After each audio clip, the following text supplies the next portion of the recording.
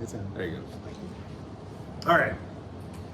I think I know almost everyone, except for you. I don't. Were you in the meeting last Fran? night? I was. Okay. Well, you were memorable. That's all. Nah, I'm just kidding. I'm kidding. Let me throw the No, do that. My hair was Well, see- different color. Oh, that was. See, Tim was supposed to warm you guys up, make you laugh, all I do is put you to sleep. So I mean, now you. We're going around the table.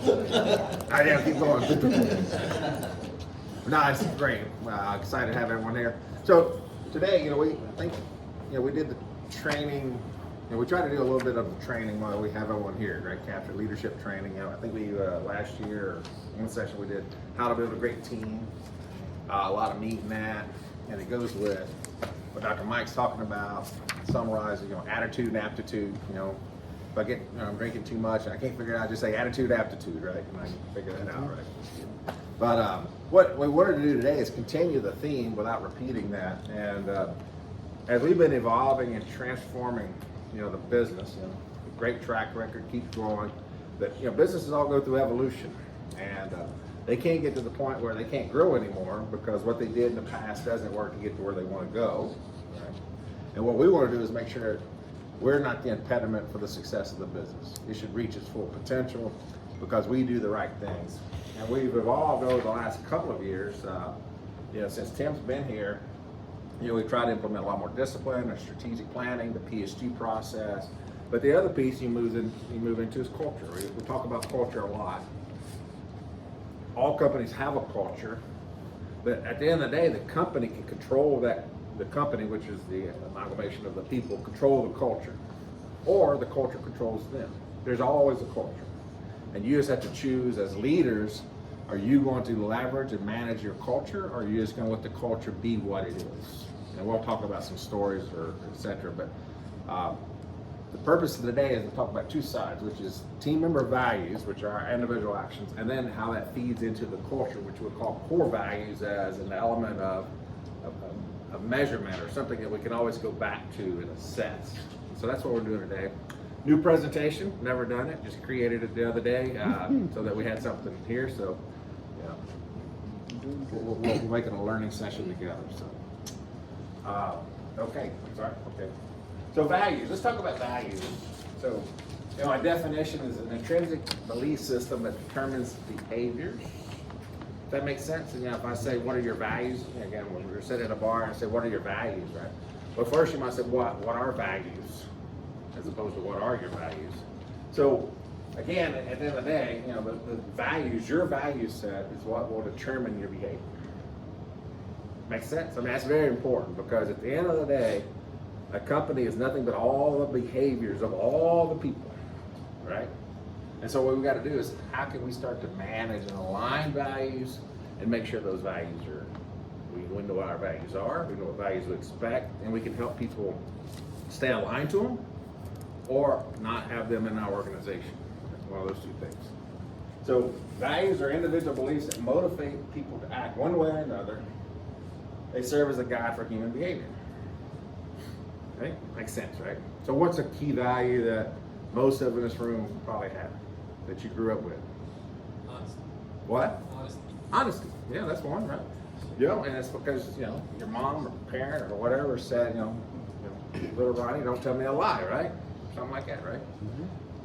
So that's a value, right? And you get it. You're taught that value. You're taught why that value is important. And then that value will determine how you behave. And so the value changes, or you change, or you die. Generally, people are predisposed to adopt the values they're raised with, right? Because where else would you get them? When you're born and you pop out and you say it's a bright sunny day, what values do you have? Right? You have none. You have nothing, right? So you're starting at zero. And so then from that point on, your environment will start to define your values. And then people tend to believe that those values are right because they are the values that were of their particular culture. Okay? So it's that's an interesting one, right? Because what the operative word is, their particular culture is what determines what makes values justified. Okay? And the values are what determine the behavior Therefore, that behavior determines that culture. So it becomes cyclical. Does that make sense? That's why groups, people, clans can change over time, because all the little behaviors that they had start to shift. So what's some example? Let's think about a particular group that has we'll call them a unique value, or values that are observable. What pops out? Somebody. Not a test, but as we're thinking about it, what? I just thought of what you were saying, like in a particular culture, there's certain cultures that you see a crime committed, you don't call anybody and report that. Yeah. There's other cultures, you see a crime committed, first thing you do is call the police and stand there as a witness till they get there so you can make your statement. Those are Two polar different behaviors. opposites, but they coexist. And, in Atlanta, we live 2 miles where that would be the culture. That it says, if I see the popo, I call, popo, right? 5-0's the one that might run, right? It's a culture thing, right?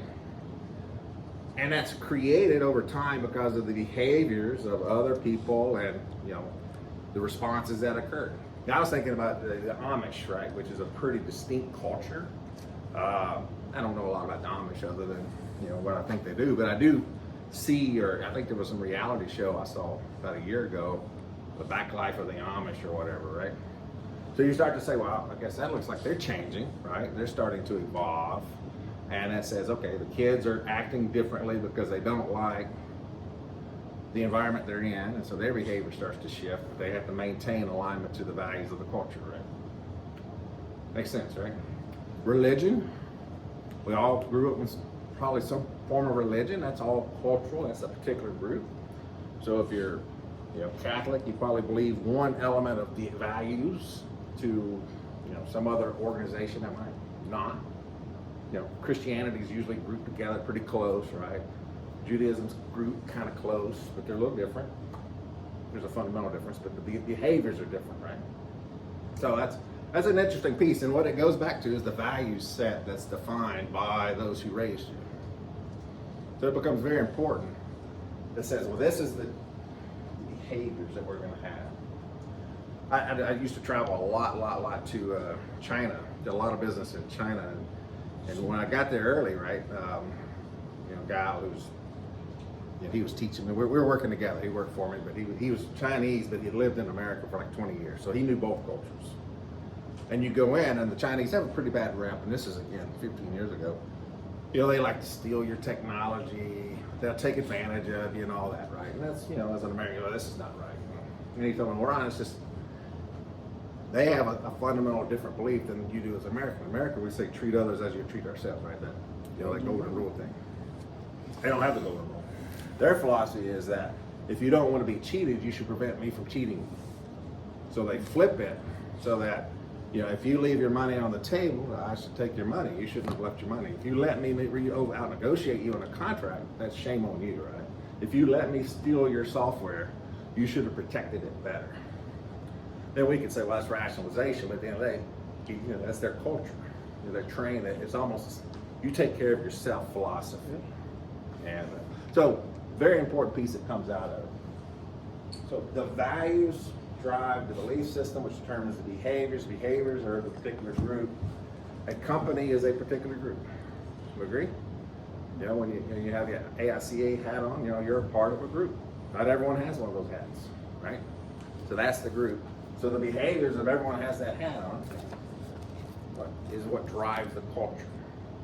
That's what we're talking about today. Next time. So what are values at work? So in business, the values of the individuals in relation to the company and roles will determine how they behave. And that's what we just talked about. So what are examples? And this is one that's super easy. So the value being of a person is that the customer is important. I am here to serve the customer. Let's say it's my values. I believe that, I preach all, your customer is your paycheck. Because that's what I believe. I believe all businesses exist to serve customers. That's a wrong belief, but that's my value. So then you say, if you believe that, then if I'm engaging with a customer, what am I most likely to do? I'm going to be probably nice, respectful, responsive, appreciative. What's a culture if we all know in Atlanta that we would say mostly fits that the customer is important and you get treated this way pretty much every time you go in there. Chick-fil-A. How easy was that? I mean, it's amazing, right? I mean, Chick-fil-A is, I think the last I was told, they were approaching $7 billion to work 6 days a week, selling chicken sandwiches. Fascinating, right? And we all know the story and how it is, and it's a great, great story, but I will tell you, they hire to their culture. If you don't fit the culture, you don't go to Chick-fil-A. So, you know, and I use example, I mean, they have thousands of employees. So that has to be a top-down culture management, bottom-up culture management. I hire to the culture, I fire to the culture, right? And that's the piece that I want you to go home with, because we talked about building a great team, and we talked about having A players and all that. But you also have to have the culture that A players want to be in. We can't just accept the behaviors we get and say we really wish Billy was better. Make sense? Okay. So what is, my value? The customer's a pain in the ass, right? Some people could have that value. So if you get that value in a company, what do you get? Condescending, irritated, non-empathetic. What organization can we think of in this room that would you say, well, they really, I get treated like I'm just a pain? McDonald's. Huh? McDonald's. McDonald's, yeah, fair. I'm thinking about you the other day, last time I was here, I don't know if you remember, you're on that trip. You're trying to get tickets. I'll go ahead and you give me that. It was Delta. Oh, yeah. Remember? And she was just giving you hell, and you were like, well, I don't know if you remember the story, but Delta used to be a great company, and I think they're more not. I don't think they love the customer quite as much, in my opinion. Yeah, Vasily had an experience with that, but it's not hard to have a not positive experience, right? 7-Eleven or somewhere, and that becomes is that the culture? Is the culture? Is the CEO that comes and says, hey, folks, customers are a pain. Do you guys believe that's what the CEO tells us? No. No. Exactly. Actually, probably tells we should love the customer, but why do you think the employees you're engaging with don't love the customer? They do think the customer's a pain. Why? It's not reinforced. What? It's not reinforced. It's not reinforced. It's not. It's held. It's acceptable, right? It was what they were probably raised with, right? When they came in. And typically when you get into the business values, it's not that you're raised with values in the business. Most people don't know anything really about business. It's that you're never taught what your values should be in business, right? You're never taught that the customer is important. Why is the customer important? When I say the customer is your paycheck, and I've used that for a long time, most people never think of a customer being a paycheck. Hey, there's people here that, they wouldn't think of it.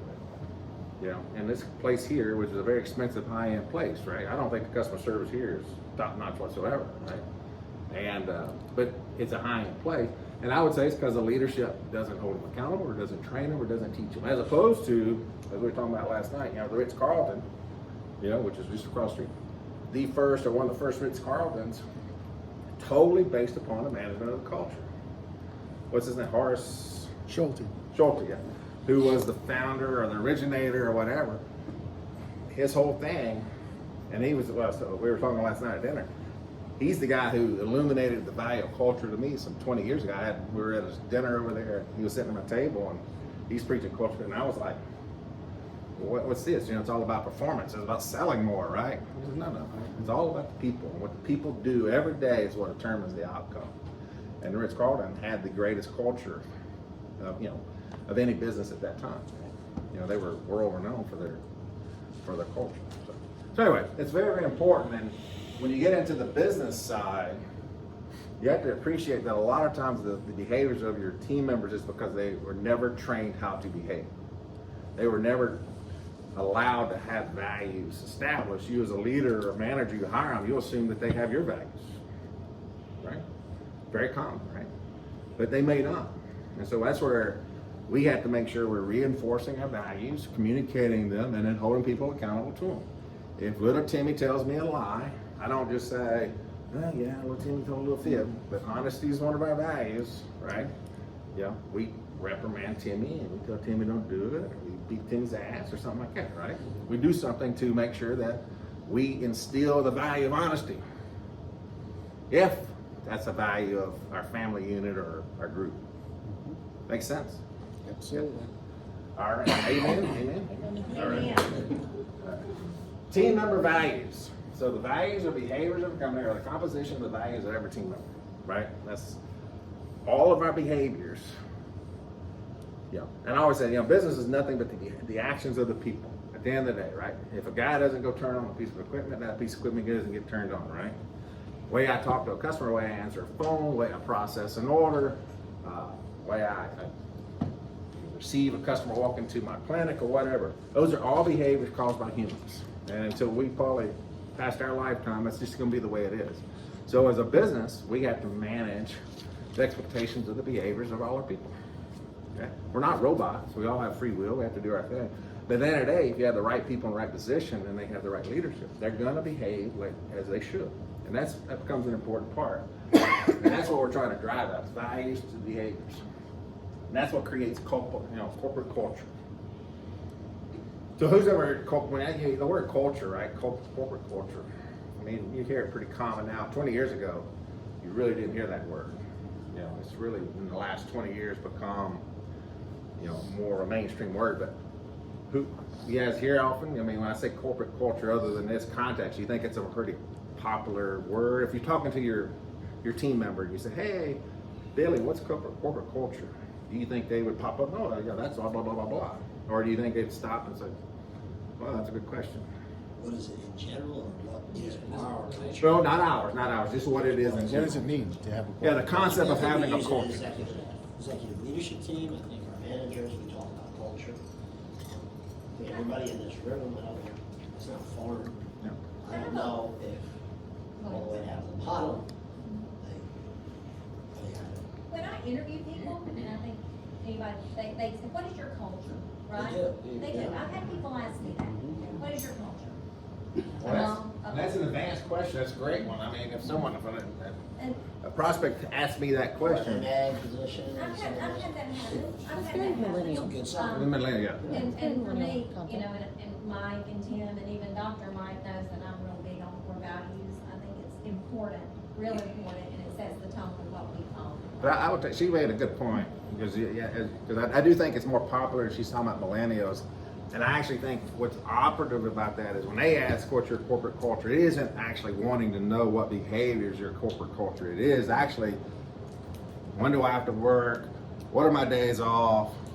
When do I get my massage? How do I Because that's the philosophy of the West Coast business in is the concept of culture is actually what are my perks? Is there a ping pong table? Yeah, exactly. Absolutely right. I don't know. Maybe that- I would say that it's a lot of the time, 90% of that, it's more about what are the perks I'm getting in my organization, not necessarily what are the values I that don't you think they're expect. asking about values.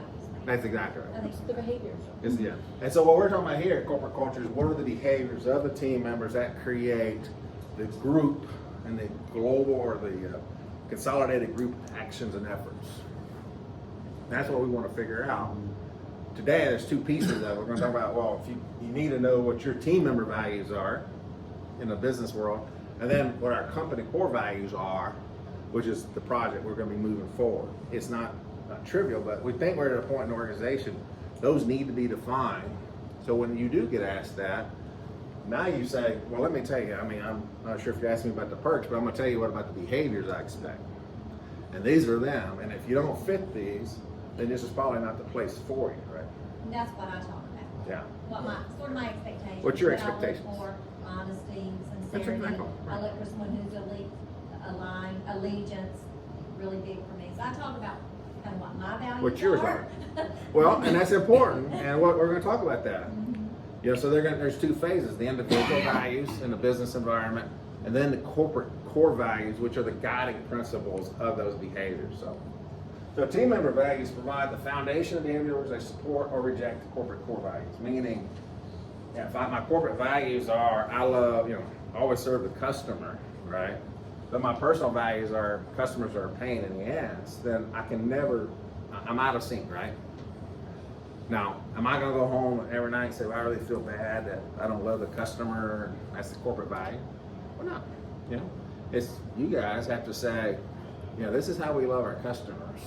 If you don't want to love our customers, then find some other customers to love, right? And that's the piece that, I like to call it candor. I mean, that's the piece that you have to have the courage to do, and it's not always trivial.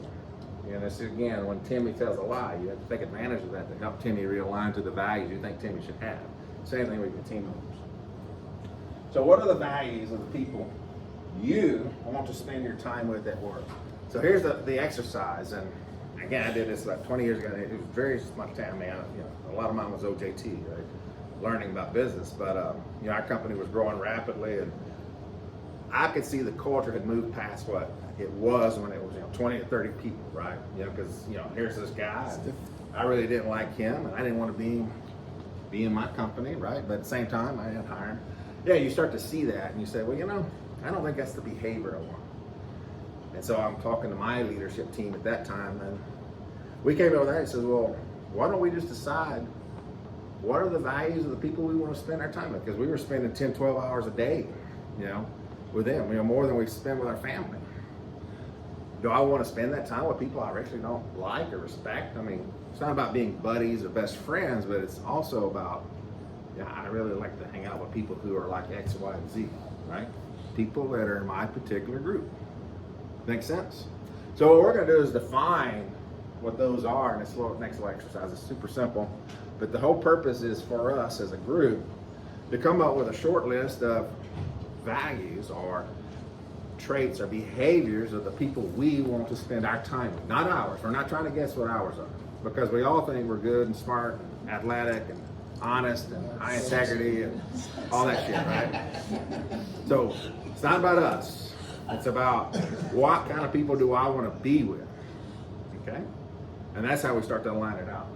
So here's some examples, and I don't want, this isn't your checklist. I just wanted to, get us on a page, but, passionate. These first, a few of these are mine, I mixed in there, but I like to deal with passionate people.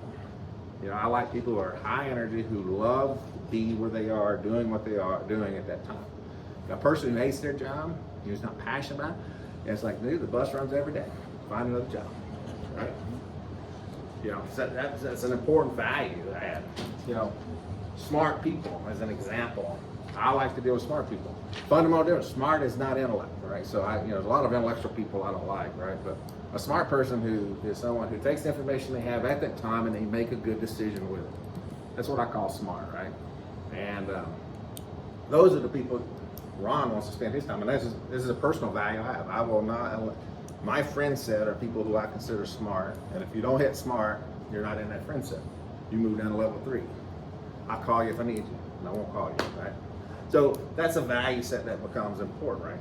So you want to think about that one.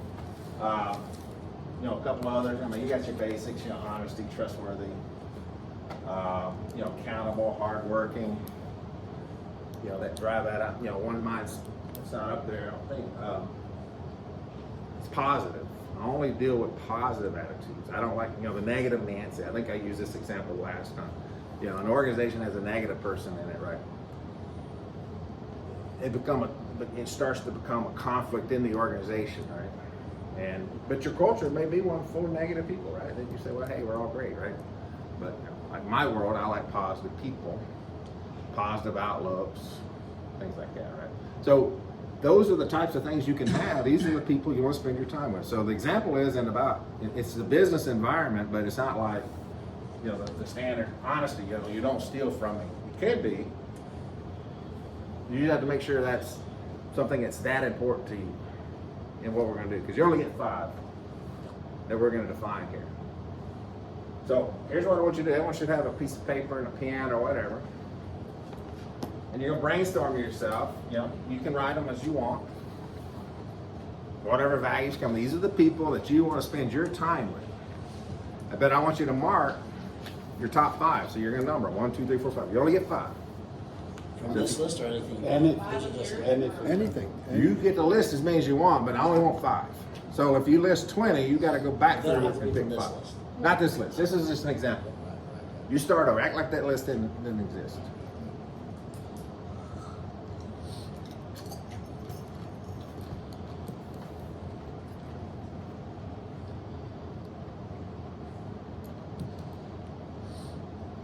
Now remember, these people you want to spend your time with, and not you.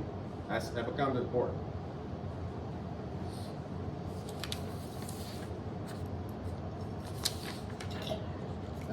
Every week in orientation. Those are the people I want to be associated Mm. with. That's what I tell them. Where was this from? Orientation, I give that out. Oh, good, okay. Is this your list? Mm-hmm. Okay. Yeah. If you can't live up to that, then you don't belong here.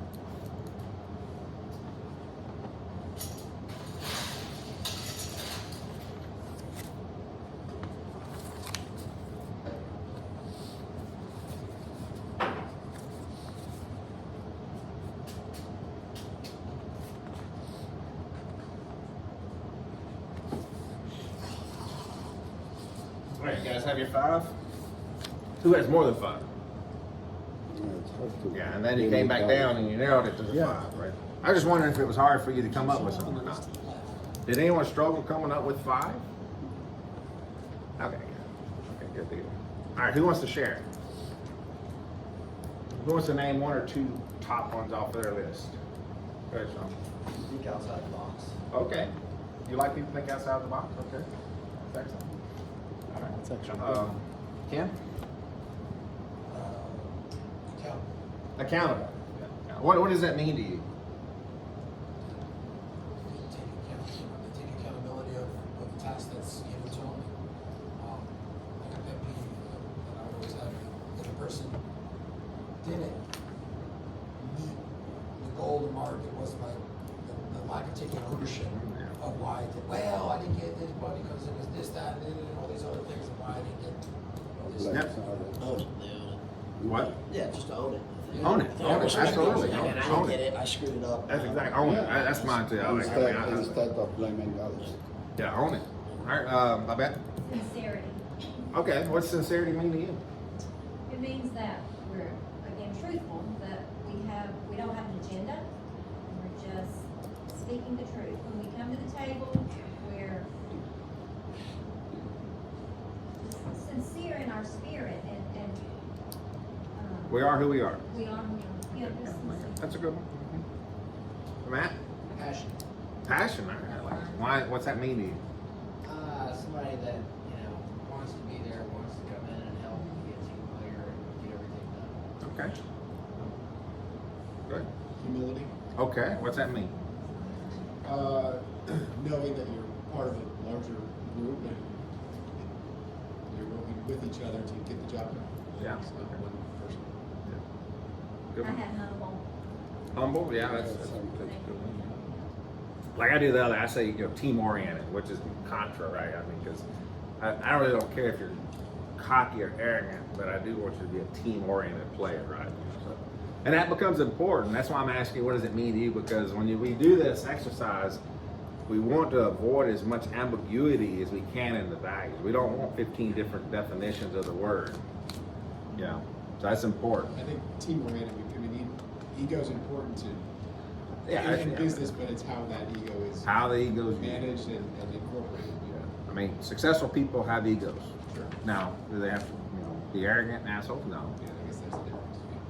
All right. Jennifer, what's one of yours?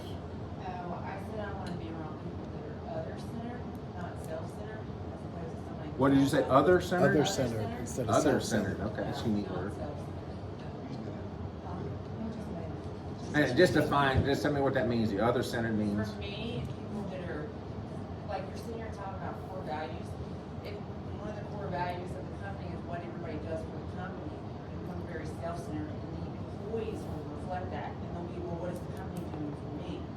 And so, when we can have a base of people that are thinking about others, like, it just really changes people's minds that first Yeah. one about themselves. Yeah, It's about the bigger picture. yeah, that's a good one, man. I wrote down allegiance.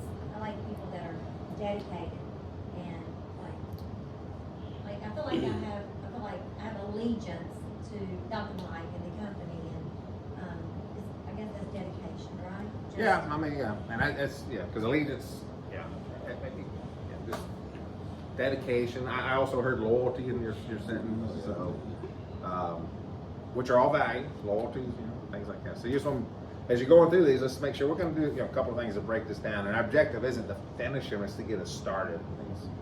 Was someone else sharing one? You want to make Hungry? hungry? Oh, yeah. And what's it mean to you? Driven? Driven. Yeah. So I call mine success driven. Is I like people who are success driven. That means they're willing to do the things and they're for themselves every day to get better, to be successful. I love it. Hungry is a great term too. I like it. Okay, next slide, please. Oh, I'm sorry. That was it. That's it. This one? Okay. Hey, I'm pretty good at it. I was ahead of you. All right, so what we're going to do is, we're going to do tables. We're going to do small teams, and what I want you to do in this team is you share yours, come up with a master list, however you want to do it.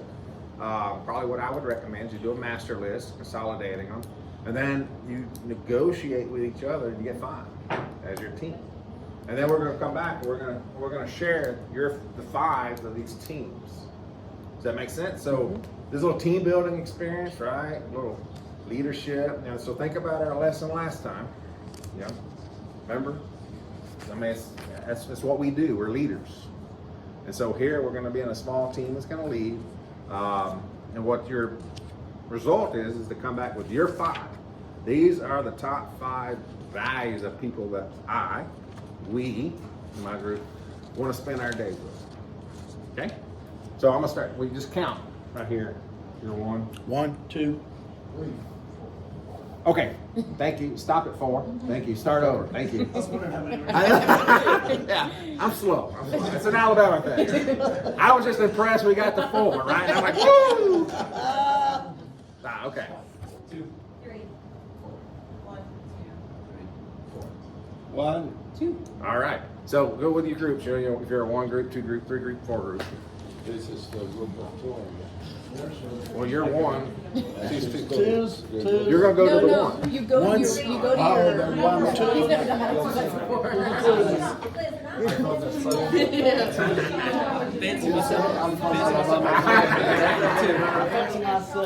further out than I am.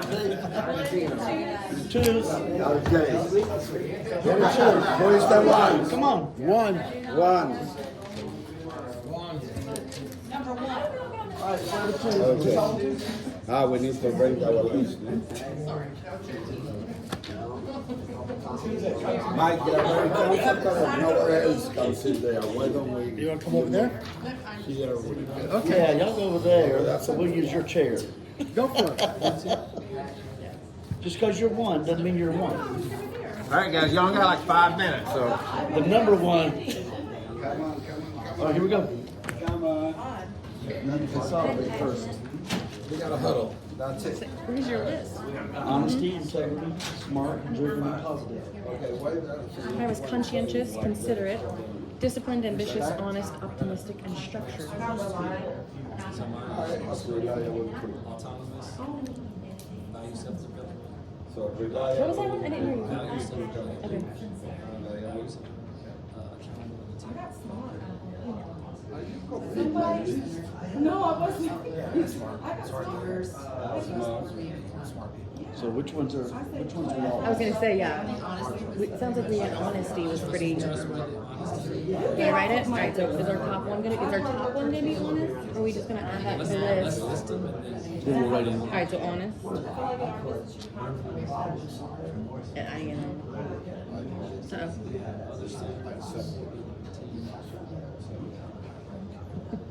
What happens is, as you go down the path here, You said positive, I said uplifter, so I said optimistic. 4 or 5 words. So we want to make it positive.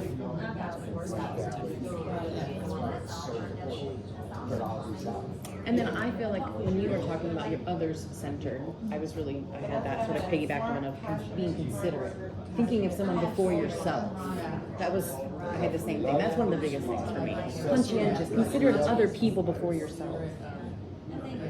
Is it?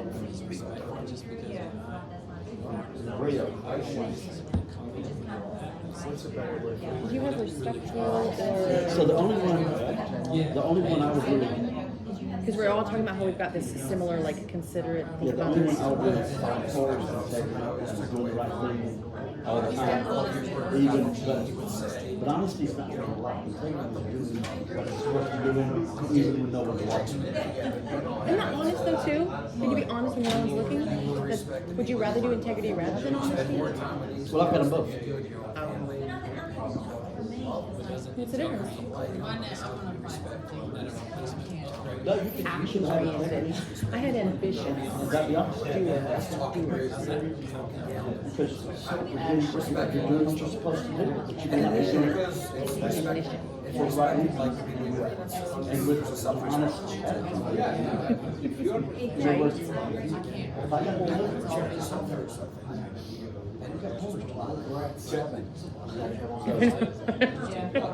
We're at 7 already. Okay, so did we decide on if we wanted integrity So and we've got honesty honest and positive? and positive. Right. Pretty much Sort of circling I these. do think it's up to be considered. Respectfully, consider everything. It is a value that's great. Certain environments, but All right, 2 more minutes. It's conscientious. conscientious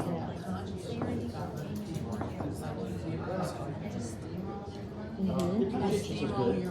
Conscientious is good. We got to hear Conscientious. reliable is good. If I can know, I don't know how to spell it accurately, but it's So what are they now? Honest? honest, positive, and conscientious are 3 so far. Yeah. Accountable. Accountable. Another word? Yeah, compassion. Compassion and character. Yeah. Yeah, I just.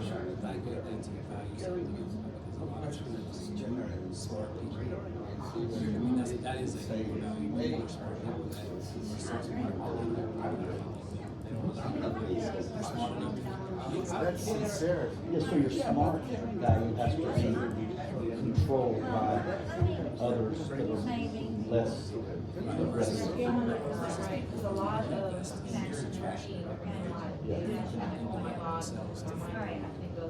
I had ambitious. And what was yours? That doers and execute. That's sort of action oriented. That was a big sigh. People call you ambitious when they're not. Oh, I think ambition is a good word. They do. Yes, Jim. But But it's a steamroll thing, yeah, again, that's what we get the, yeah. I don't think it's a negative value. It's hard to play that because you.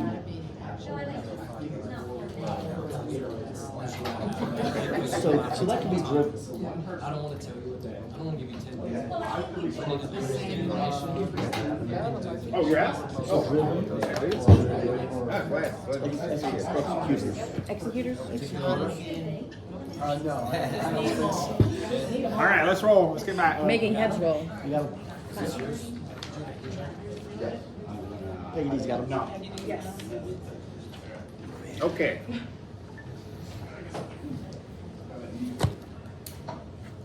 So how was that exercise? How was it? Hard? No, Challenging? not at all, no. Yeah? I think, Wasn't hard, was it? Hard to keep it at 5. Keep it at 5, sir. no, there were a lot of similarities. So yeah, so Dr. G makes a point.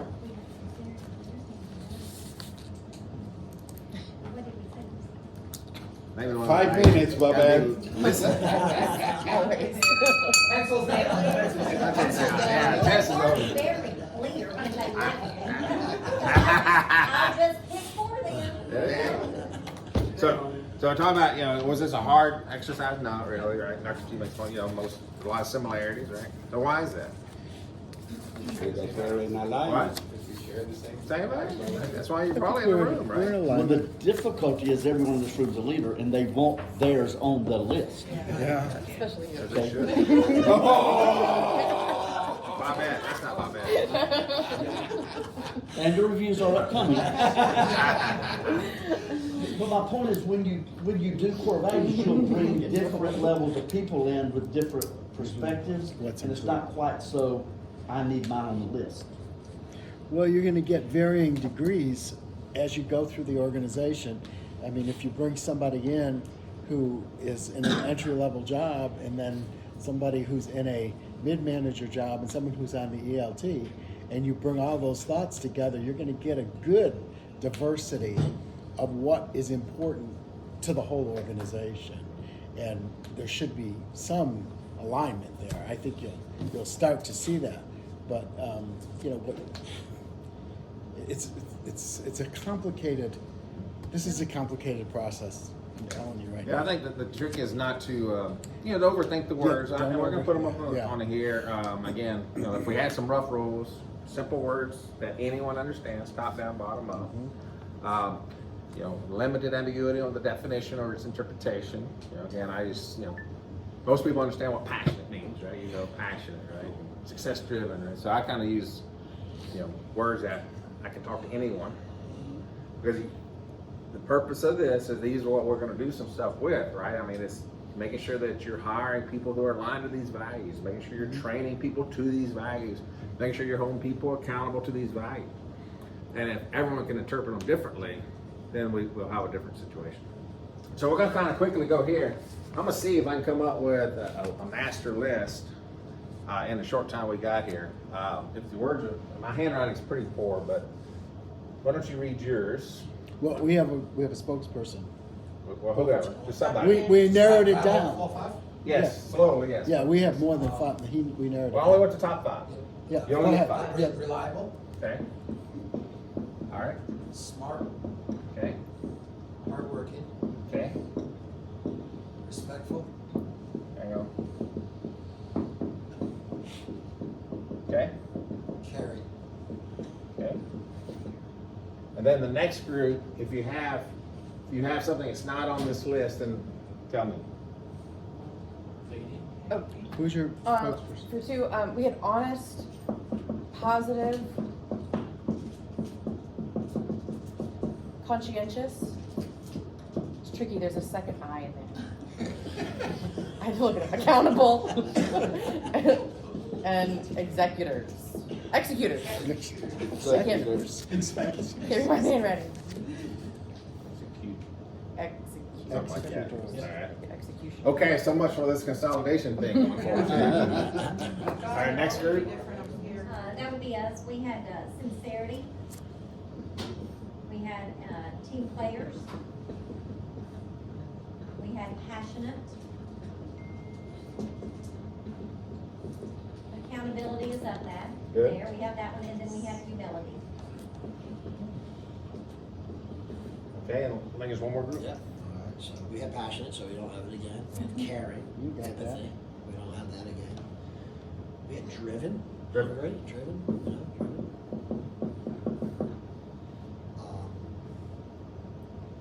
Just put, yeah, we put authentic, real, sincere, any one of those, or, you know, just So which one? Oh, genuine. sincerity. We have Sincerity. sincerity. Okay, so hey, we got some, we're on the same page with you guys. And yeah, we had a positive problem solver. I don't know, problem. We had positive updates. Positive. The problem solver. Yeah. Problem solver. Let's just put problem solver. Problem solver. You know, I always gravitate to that. Like Tim and I say, Tim and Maury has always been like, don't worry about it. Let's not make a mountain out of a molehill. Yeah. I got it. We're gonna fix it, Mike. Let's go. You know what I mean? Okay. You know So what I mean? here's a good list. We'll take a picture and share this. I mean, what's interesting out of it, right? I mean, with more time, which we don't have today, if you start to go through and negotiate and reliable, you start to say which ones fit into it. Because then I'll actually start the group. And if we discuss them at the end, we will probably have 7 or 8. And then from there, you just say, well, here are the 5 that we want for the organization, right? So we'll have this, but you know, the exercise would be to consolidate these into, again, what they mean. Because again, you know, there's a few of these that probably start to fall in together. It's a mesh. You know, reliable maybe, an executor. Respectful, caring. Yeah, respectful and caring, exactly. Right, yeah. Passionate and driven. Yeah, so these go together, passionate, yeah, you can be passionate and driven, right? You know, reliable, conscientious maybe. So it's really not as overwhelming is my point, is that, you know, 12 goes down to like 7 or 8. And then you say, okay, you know, 5, I like 5. Right? 5 is a good number, you know, and it keeps it in there. You know, you'll see some people, you know, you can go and look at value, you just search it, see companies value, and I have all 15 of them. You know, the honesty, the integrity, and all that. My rule is you should, and anytime you have a mission, a vision, your values and your core values, everyone should know them. Meaning, if I walk up to you and I said, what are our values? You should say, you know, passionate, smart, blah, blah, blah, blah, blah. And if you can't, then you don't know them. And if you don't know them, how can you behave to them? And as a leader, I mean, that's one of the first phases that we'll roll out is we'll train, we'll put little bingo cards everywhere. You'll want to communicate them in your leadership meeting. And then you'll walk around and, you know, have contests, or, you know, you make it fun. It's not about, you know, being punitive as much as making sure that you're reinforcing that you should know your vision, your mission, your value sets. It's important. If you want your culture to be aligned to them. Again, the CEO runs the company who has crappy customer service doesn't go, you know, tell everyone, you know, customers suck, right? That's not what he does. But he also doesn't, you know, his team members do not know what their values are, so the values they bring from home are the values they use. And we're not trying to create, you know, we want our values. We don't want everyone's values. Make sense? Very important. And all your training starts to drive out of this. So this is a very important, to me, it's a step one before you can get to core values. You've got to know your team member values. Personally, I live my life with values. I have 5, I live with them. It's how I pick people I spend my time with. I don't care, you know, I've got family members I haven't talked to in 40 years because they don't fit my values. My values. And so you can choose, because I'm a big believer you average to the people you spend your time with, okay? So I want to average the people who are aligned to my values. So it's a call. It's Ron's call. That was fun. Is there a sign-up sheet for Ron's call? We're taking donations. GoFundMe. We need a new church. What's your theme song? All right, next slide. I don't know, would you say, Ron, once you hone in on, is it appropriate to have them almost posted in the office? Absolutely. Everywhere. Absolutely. For On the patients back to of see your- for Everybody, safety. absolutely. On the back of your business card.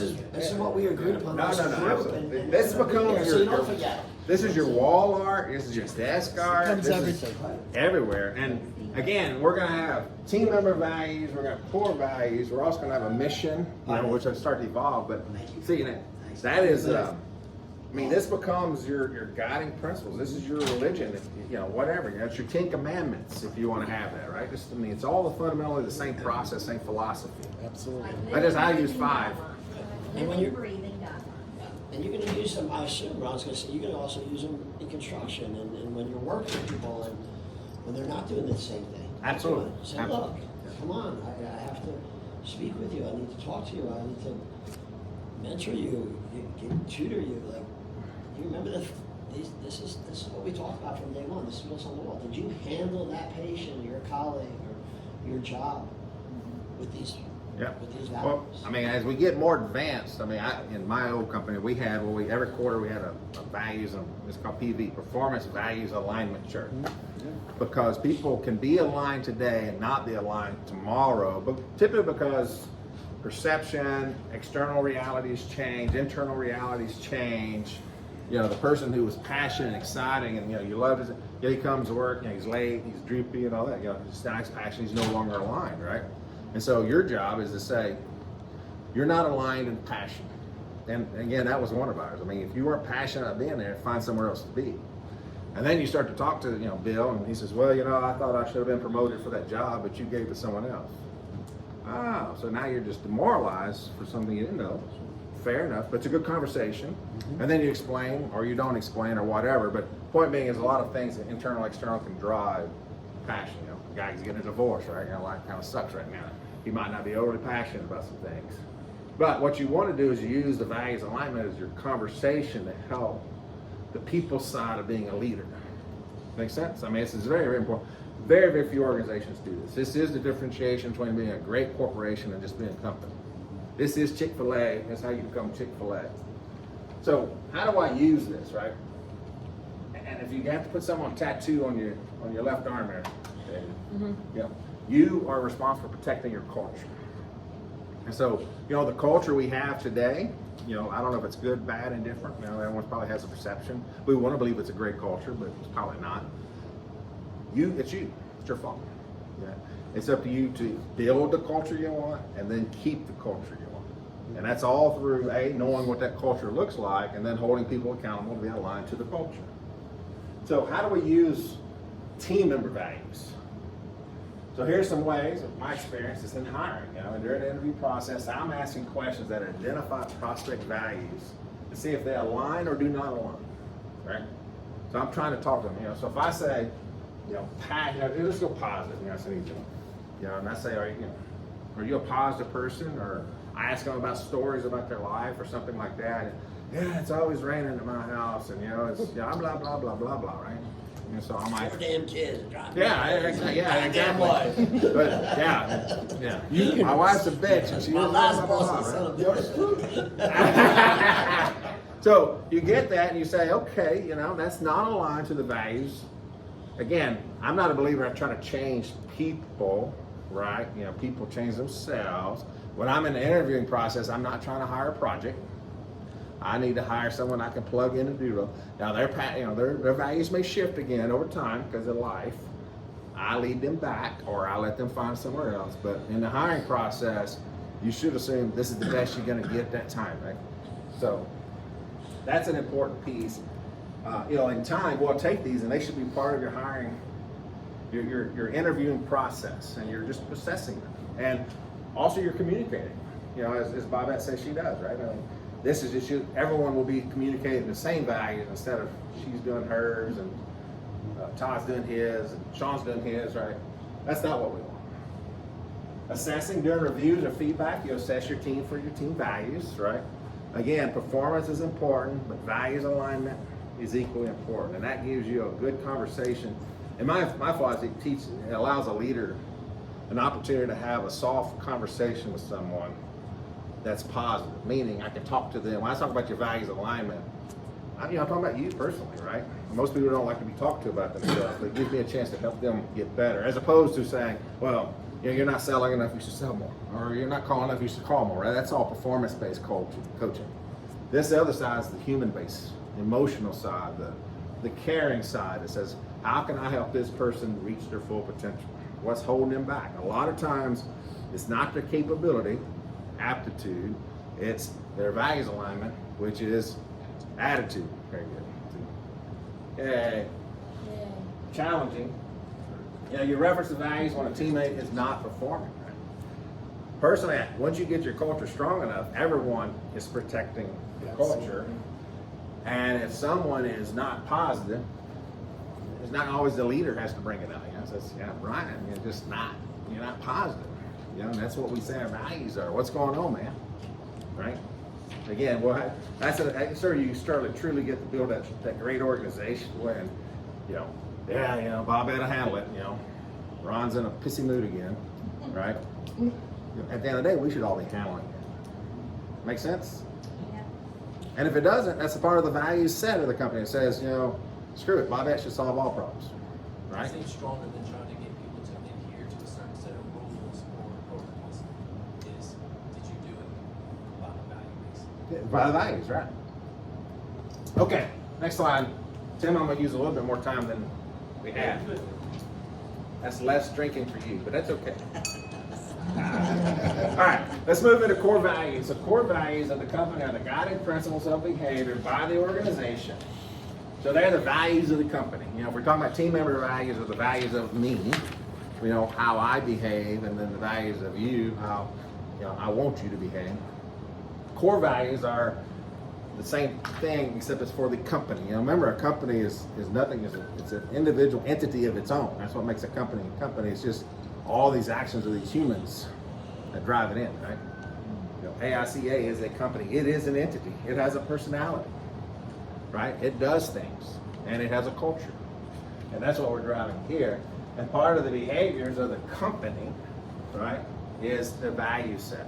So that's why I'm calling them core values. Some of you see them called company core values, but if we keep it in context, we can just stick with core values. Make sense? Okay. All right. So what's the importance of core values? A lot of small companies don't have core values. They never really think about it. It's more common now. If they do it, it's through a little session like this. They write some up on the board. They post it on a poster, and then they move on and they do what they were going to do. Big Code does that as well. I mean, you can go, and I'll share some of them in a minute. But I mean, you can go find the 15 core values of a company, of which no one probably knows what they are or uses them, right? That's just an academic exercise. My philosophy is you use them truly to drive the behavior of the company, and they become the empowerment tool for the employee to know what decision to make when they need to make it. If you tell me, Dr. Mike said, let me say, at the end of the day, the patient is the most important thing we do, is we take care of our patient. We say that's one. Not a stretch, right? Well, then the behavior of the organization should be always taking care of the patient, right? And so the decisions that the individuals make, from receptionist to doc, should be to be taking care of that patient. And so everyone has some influence on that patient's experience, and their behavior and their decision making should be aligned to what the core values are, right? One of them, which Dr. Mike dislikes a lot, which I'm is waiting, right? Waiting room, right? When I'm in the waiting room, no one likes to wait, right? But if I gotta wait, let it be a positive environment. Show me some interaction, be respectful. That's a piece of me taking care of the patient, right? That's the receptionist. That's first impression. And we talked about it yesterday when I bring it up, because we're not so sure we do that, or we don't do consistently, right? And so that piece of that person is not aligned to the values of what we want to believe our company is, because that values of that person is not aligned, or they haven't been trained to be aligned. They don't know that. Does that make sense? Okay. It's very important, right? It is why Chick-fil-A says it's my pleasure, right? That is their mantra. That's what they do. And I don't know, 9 times out of 10, I actually believe the person telling me, right? I don't think they're just a robot. My pleasure. Get out of here, right? They mean it. Yeah, I think they believe it, right? And that's the behavior. Yes, ma'am. Yeah, can I say something? As we're sitting here thinking about it, I think like Chick-fil-A, and they are, I think, biblical based, something like, I think it's about being a servant. Servant And means- not serving, right? Servant. People say to me all the time, she's the boss, like, no, I'm willing to serve. I'm here, and if we look at we're serving our patients, and I feel like I'm even serving the people that work for me, right? Sure. You have a servant's heart, and when you do that, it comes easy. That's your values. That's right. Yeah. So here's the importance. I'm gonna go through the list. It's kind of beefy. I don't want to short us, so this is an important slide. Excuse me. And why it's important is it's easy to create core values. It's hard for the organization to live by them, perpetuate them, stay aligned to them. That's the hard part. But if you understand why you have the core values, it's not just because it's a check mark in your strategic plan or because your board says go create one or whatever. It's about, I want to set the guiding principles of my organization. These are what I want people to make decisions about. So one of them is, your core values is how everyone makes decisions and take action, right? I gave the example of the receptionist. That's what your core values do. And when we get them, we're gonna have 3, 4, 5, whatever. They're very similar to team member values, but they're core values. They're guiding principles of behavior at a corporate level, right? Like one of them could be, always take care of the patient. For an organization, it could be one, right? That could be the core value. And does it make sense to me? Yeah, that makes sense. And if I'm a doctor, I understand it. If I'm a receptionist, I understand it, right? Very similar to team member values. But my decisions are gonna be aligned to it, or if they're not aligned to it, then my leader or my peers or somebody should be helping me. And helping could be getting a box, put my shit in, right? All right, guide everyone on how to communicate internally, externally. I think I've heard the word caring a little bit, sincerity. I think I heard respect. If that's a team member value for, and it starts to align over to your core values of your business, then that's going to affect how people communicate. You'll see, we were, especially in today, with the kindness era, respect everyone, right? That's a core value that companies oppose, right? Do the behaviors of the employees to each other, when one guy, says, is an asshole to someone else or whatever, is he being respectful or, whatever you have where, you can easily show disrespect? I mean, that can happen, right? It does happen. So you got to make sure that the behaviors are aligned and the communication is such that it goes with the core values. Your core values don't have to have anything to do with respect. You really don't have to care, right? My philosophy is if it's not important, don't put it there. Don't just put it there to make yourself feel good, look good, or smell good, right? Which is what a lot of core values are about. Guide decisions by business leaders and executives. Critical, right? Because they say, we are here to serve our patients, and we need to paint we need to refurbish a waiting center, right? Then I've got to be willing to say, well, it's worth me spending the money and the time to do it because it aligns to the core values of our company, right? And if that's not a core value, then I don't waste that money painting whatever the waiting room. Does that make sense? I mean, everything top down, bottom up, but the decisions of business leaders should be easily guided by the core value, even when it's not a fun decision, like spending money. Guide marketers in creating a brand and a marketing message. I know we talk about Chick-fil-A, but those guys nail it, man. I mean, if you see their marketing now, it's about their core values, right? And they're not saying, well, these are our core values. They show you a little story and the couch and Billy cared about me. He ran out there with my chicken sandwich or whatever. Right? It's working. It works, right? And so the marketers saw that. They said, you guys are special. You have a special culture. We should figure out how we brand that culture and market that culture. If you have a set of guiding principles, this allows the branding and the marketing to go. Your taglines should start to align to your core values so people know what you stand for. Good? Yes. Guide sales to better communicate products and services. I mean, to me, this is the script. And you guys do it. We talked about it the last couple of days. Some of you guys, Sean and Todd, you guys do it.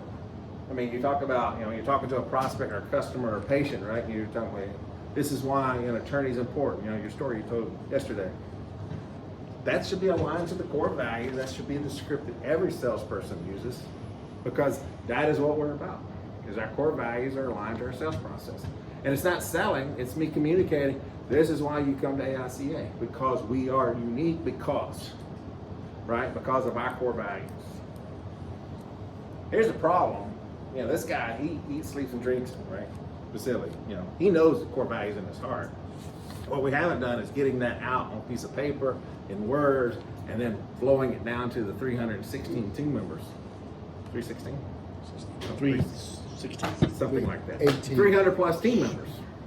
That's the nut. That's the key. When you have 300 people all preaching the same, right? Just think about all that information going out.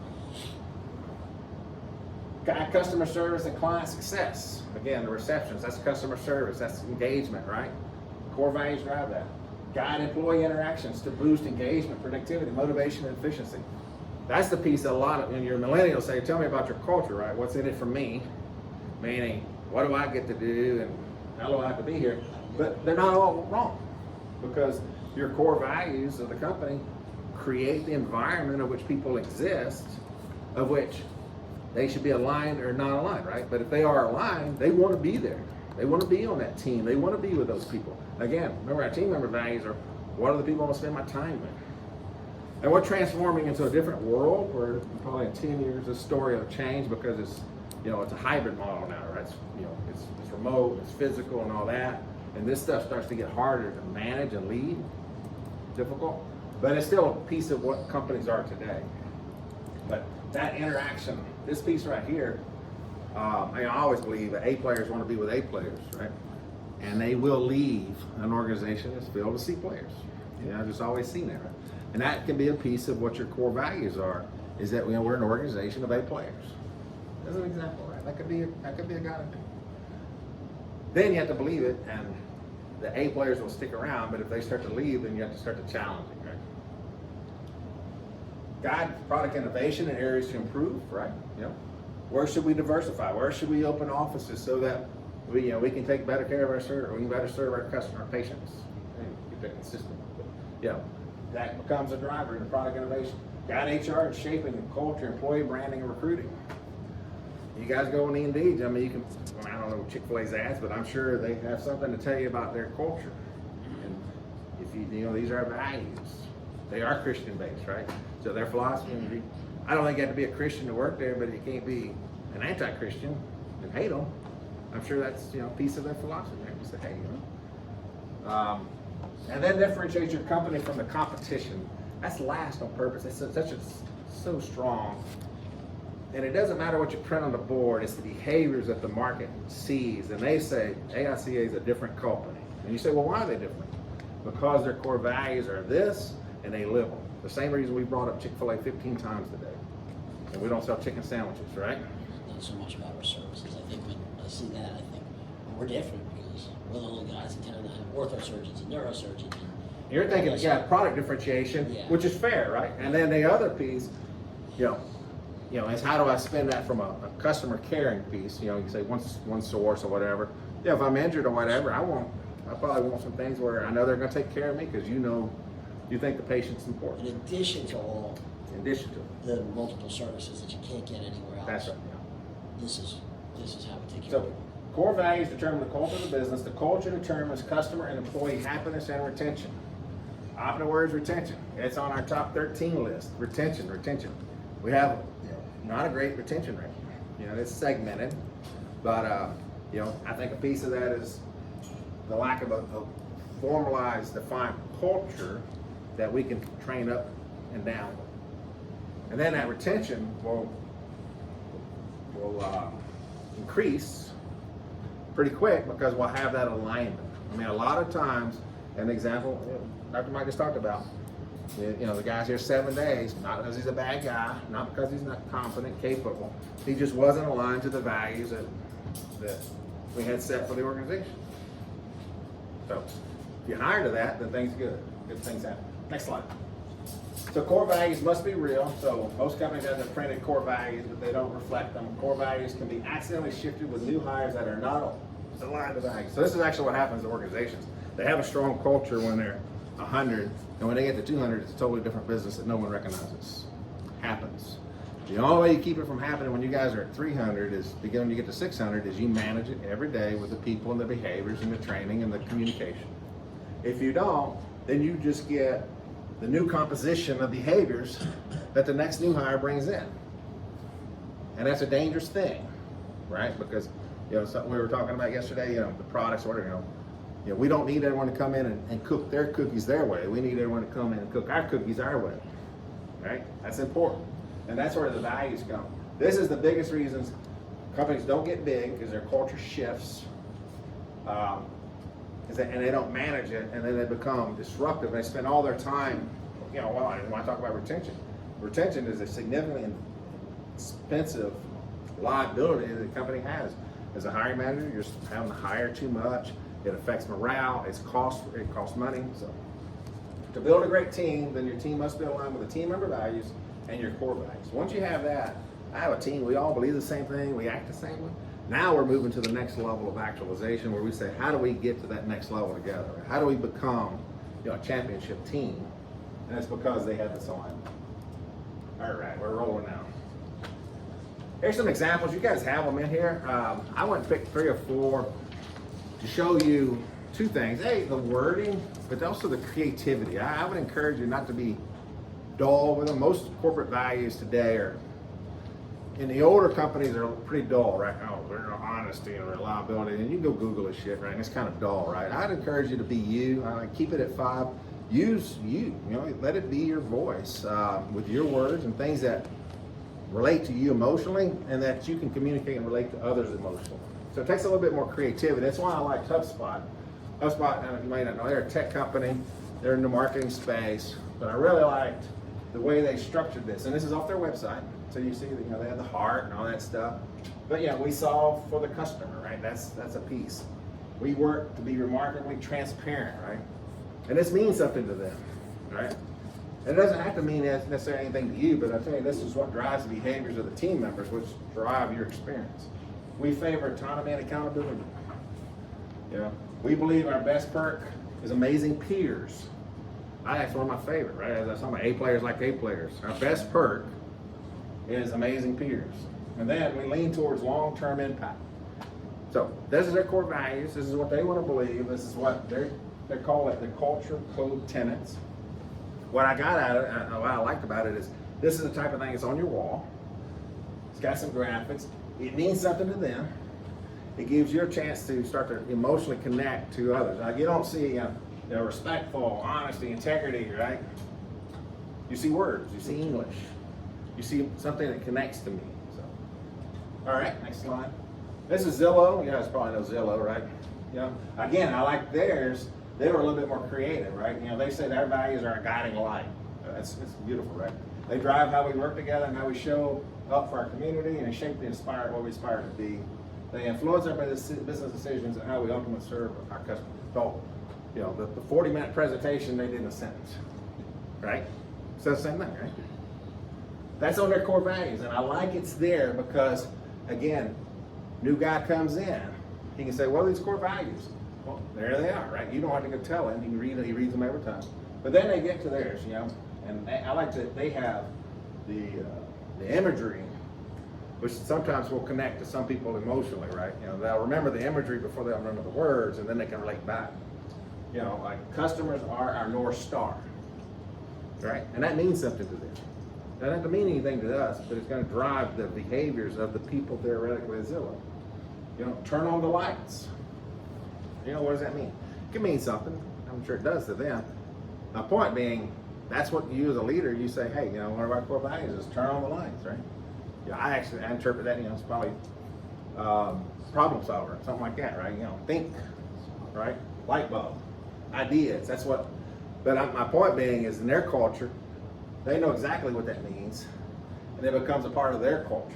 That's who they are. Houses, that's what I read. Say again? Get people into homes, turn on the lights. That's what I read. No, I think you're right. You're right. What's that say? IG is a team sport. Team players, they work well together. I don't know what IG is. IG, yeah. Huh? What is IG? I don't know. I think it's Instagram. Z, is that a ZG? Oh, ZG. So that must be their Zillow. Zillow. Yeah, ZG. It's, well, you know. Eyes, man. All right. Think big, move fast. All right. So next slide. So Northside Hospital. Yeah, I tried to get the last two mad spacing up.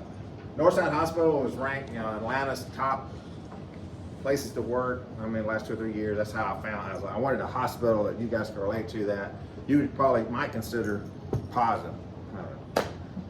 They spit out my kid, okay, so I was okay with that. But here's what you get out of it, right? Big, long mission statement, right? I don't know, I'm not gonna read it because, you know, it was fall asleep. Their vision statement is fine, it is what it is. Here's their values, right? Excellence, compassion, community. So this is the other side of saying, I don't know, is that truly their core values? Does everyone know it? Do they believe it?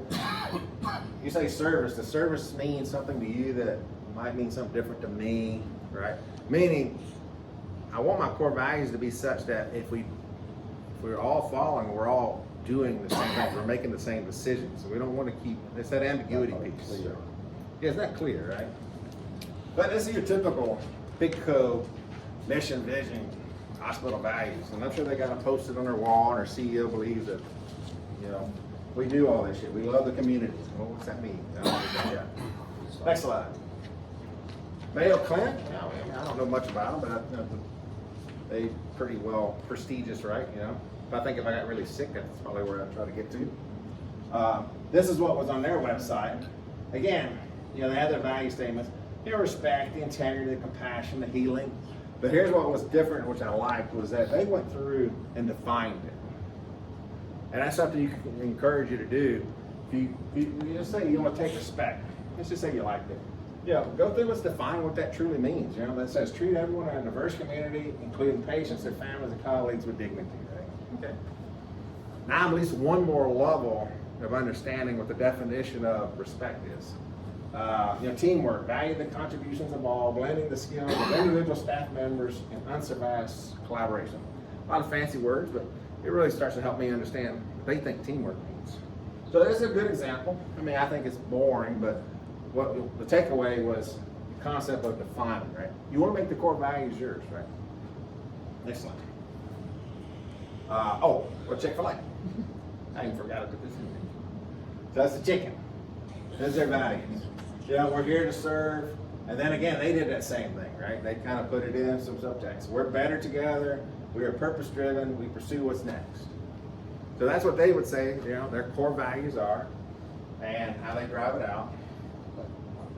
So we keep the needs of the operators, the team members, and customers at the heart of our work, doing what is best for the business and the best for them, right? So, that's that piece about taking care of their customer and their team members, which is what a lot of companies, at the end of the day, you can take care of all stakeholders. Okay, next slide. Defining core values, you want to keep them short and memorable. Have related goals for the values. That's where you start to truly get it. We went the other way around. I mean, as an example, NPS, right? We use NPS, Net Promoter Score. I mean, that's a piece. That's a patient-based quantification of culture. That's from outside in. So that could relate if we believe that we want to care about patients. That's the voice that we give to them. Empower team members. That's defining them. And be unique to differentiate. You want to be memorable. Next slide. All right, keys to success. This is an important slide to remember after you get them done, which is distribute and educate for everyone. This is not a project you do, you print on and say we're done, what's next? Should be an embodiment of the organization that, HR pushes in orientation and onboarding, you're pushing in training and development. Ensure the executives are leading by example, living the core values every day, right? You hold your executives accountable to the core values and all the way down, right? And that way we're all in the same group and we're all aligned. Instill the values in hiring and onboarding. Personally, I think that's team member value assessment becomes critical here, so at least I get the right guy in the room. If I don't get the right guy, then everything else is downhill from there. Keep the core values a part of the internal communications. Have team member feedback for sharing and engagement. Recognize team members that exemplify the core values. This is where these last two, you can be fun, right? There's websites that do it now, but it's find someone who's doing something great. Find someone who's represented our core values, and have someone, hey, Sally was talking to this customer, and blah blah blah blah. She just did a great job today of representing our core values about taking care of our patients. And so it's that positive feedback, and it makes people say, oh, I guess that is important, and it rewards them, for being them. Not bad. Next slide. So what we're going to do over the next period of time, Tim will be leading, is we're going to produce with your team over the next period. 2 steps. Step 1, Tim can decide how he wants to do it, but one idea is you guys could go back to your team and start to talk about team member values. I definitely would use that exercise. And then what do you think the core values are for AICA, ProCo, whatever that you see, right? So that we can move into the next level. The next slide? Yeah. Mm-hmm. The next level, which is we're going to produce a committee, a team that's going to represent up, down, top, bottom of the organization to accumulate this information from the team members to say, what are our core values? Come up with the 5, however you want to present them, and then we'll present this to the ELT for their feedback and tweaking, and then ideally, at some point, we'll have a set of core values that'll be phase 1 that we'll roll out and they'll be established, and we'll start the training and all that. Core values can change over time, but we just want phase 1, right? Any questions on that? 250? We're a little over time. Apologize that last week went fast. Tim said I had an hour, and Heifel said 50 minutes. So I have a question. What's our time frame? Because this is really important. What's our time frame? What do we want to set our time frame now to establish this? What do we want to be ready for? Anybody have any ideas? In 2 weeks, you can come up with team value. No, you can't. Core value. I can give you the monkey eye. Say yesterday. It's critical. You're gonna need time. Here's You see this being like a weekend or something. No, let me give you my experience with doing this. I've actually led a large organization with this. 2 large organizations, as a matter of fact.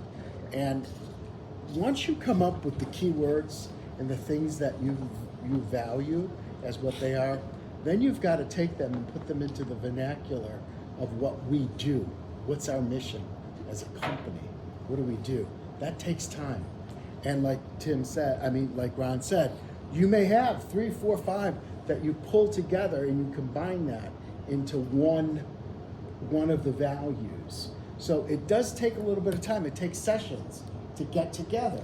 And if you're gonna pull people at the various levels of the organization to include everybody, I think you set yourself, give yourself the right amount of time, because this is an exercise that you should probably do once and know that this is the core of who we are and what we stand for. I think it's not that simple. And I'm not trying to overcomplicate it, but I don't want you to think you could sit down and pop these out and say, okay, we're done. We got a core. We know what we're doing. It takes a little bit of time. If you want to get everybody involved, if you want to buy in, I mean, imagine going to somebody who works in one of the clinics behind the desk, or somebody in Jennifer's department that works, you know, in the billing department, and say, we want to ask you to be a part of this team. Do you think that she'll live those values and she'll force people around her to live those values? Hell yes. Hell yes. And I got to tell you something. The first time we did this, I was on the executive team, and we did a survey 6 months after we rolled them out.